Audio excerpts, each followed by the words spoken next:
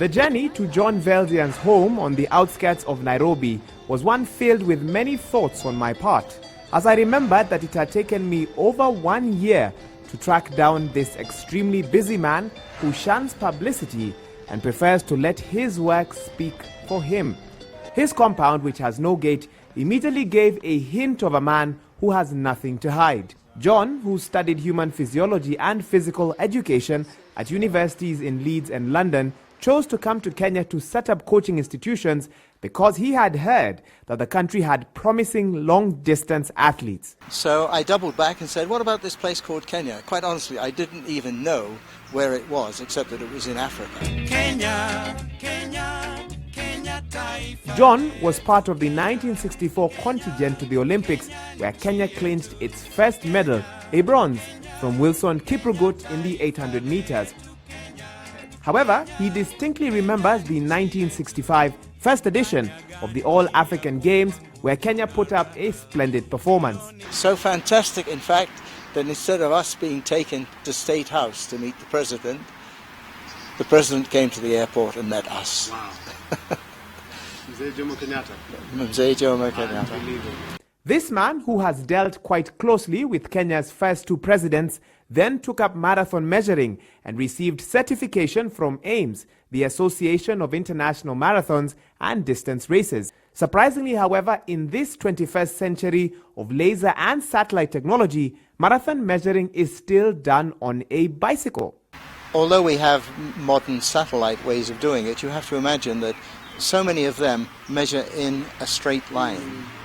Whereas if we've got a marathon, it can start up there, go all the way to the bottom and come back. And the difference is really very considerable. Riding a bicycle 42 kilometers in 1 day is no mean feat, and it is even harder when you are 85 years old. That is why this job is only done by 2 people in Africa, and even though John has tried to train others, he finds that they soon find riding a bike demoralizing, especially when the money starts flowing in. Now, John has a close bond with NOC chairman Kipchoge Keino, and it is on Kipchoge's land where the IAAF High Performance Training Center now sits, with John as regional director before his retirement. Well, the HPTC is an IAAF establishment, and these have been set up in a number of different countries in the world, particularly what were called so-called developing countries. And here in Kenya, of course, we're dealing with anything that's middle and long distance. With over 50 years of service to the world of athletics, John was feted last year during the IAAF Awards in Monaco with a long service commendation. However, his joy was dampened when Sally Pearson took the IAAF Female Athlete of the Year award instead of hot favorite Kenya's Vivian Cheriot. It was this unbelievable mixture of total happiness, absolute joy, and sheer depression. Not for one moment did I believe that anybody could possibly replace or stand in the place of Vivian Cheriot.